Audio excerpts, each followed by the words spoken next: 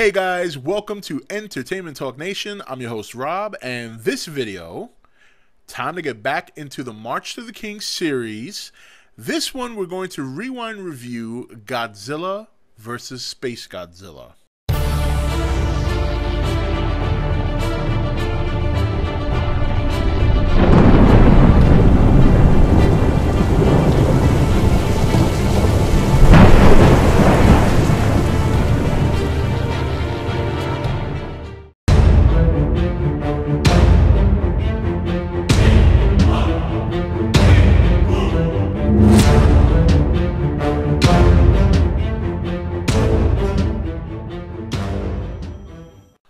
Okay, guys, welcome back. March to the King. Next one is Godzilla vs. Destroyer, and then after that, Heisei Series is over. Then we got the Millennium Series, and then I still have two more movies to do from the Showa, which is obviously Godzilla Raids Again and Godzilla 1954, which I will be doing. I wanted to do it the night before the Friday release, but if there's a midnight release in my area, I probably will be doing it earlier that day than going to see the midnight release. So, Godzilla vs. SpaceGodzilla, very interesting movie. Godzilla's design in the Heisei series has been very good. Very good. Very good design. Very consistent.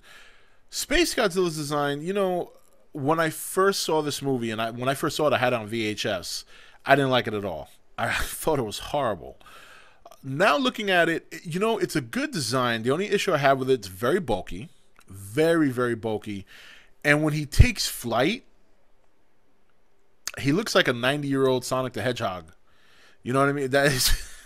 and then he's like so tiny, and then all these crystals, and it just looks really weird. But overall, it was an entertaining movie. It's nice to see a monster that it's almost like Godzilla versus Godzilla, which, believe it or not, a lot of people would love to see that, a Godzilla versus Godzilla like movie or character, two Godzillas facing off against each other.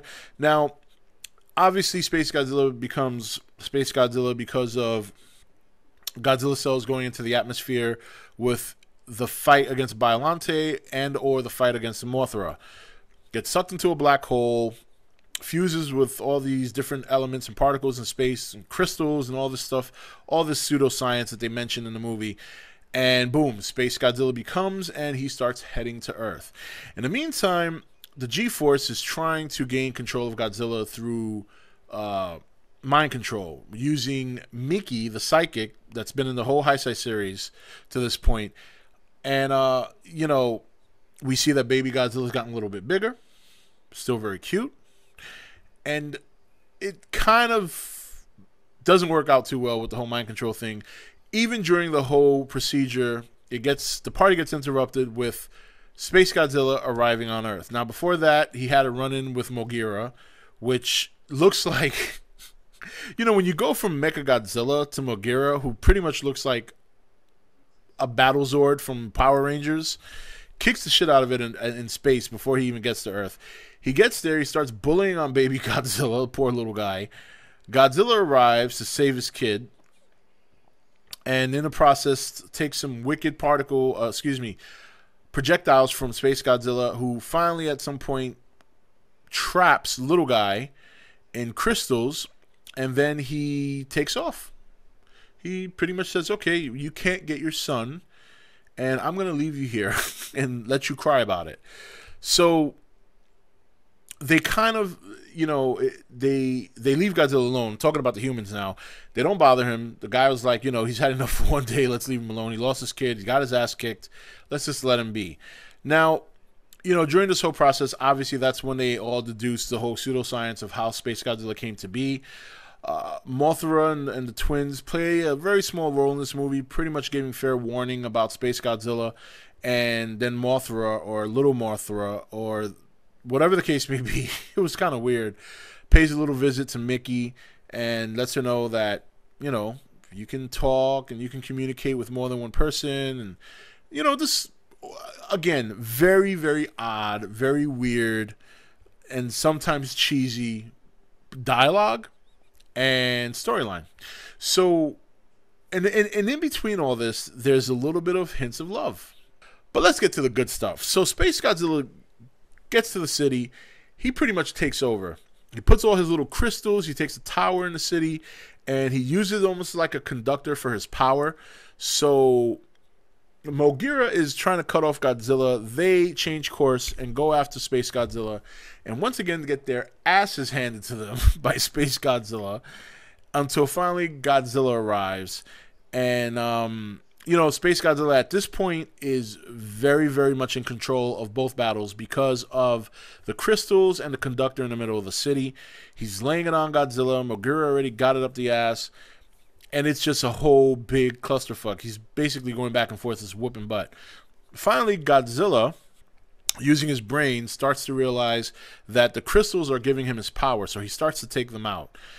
Now, Moguera does the whole Power Zord separate. I'll go into drill form, you go into flight form.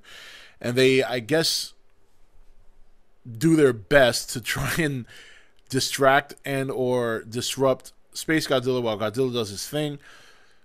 Godzilla starts to power up, and this is kind of where I lost a little bit, and maybe I just wasn't paying attention or as like I should, because I'm just kind of involved in the fight. Sometimes the dialogue is so bad, even in Japanese. Like, Japanese is much better, but in terms of like how they word things, or because when you watch these movies, even if you watch them in Japanese with the subtitles, sometimes the words just don't make sense that they use.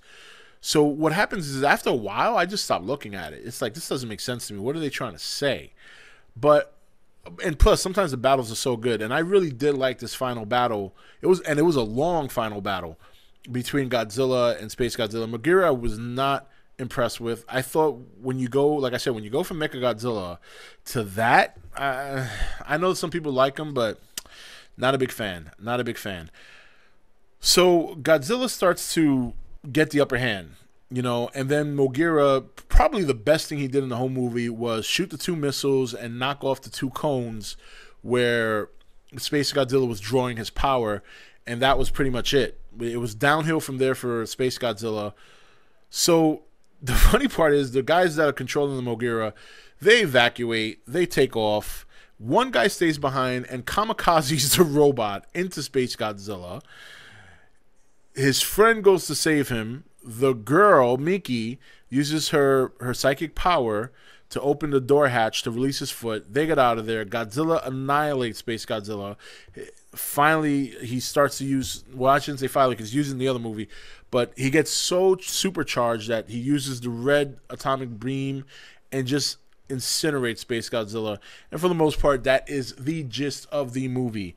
Overall, I thought it was... it was pretty good. Just, again, all of these movies, while they're very entertaining and very fun to watch, they all have weird moments that just kind of make you lose what the hell's going on. It happens to me a lot, especially considering that I always like to watch the monster fights. And there are some movies that I'm very, very much into the story, but for the most part, this one, the story just kind of like, they just lost me after the whole island where they're trying to mentally control Godzilla.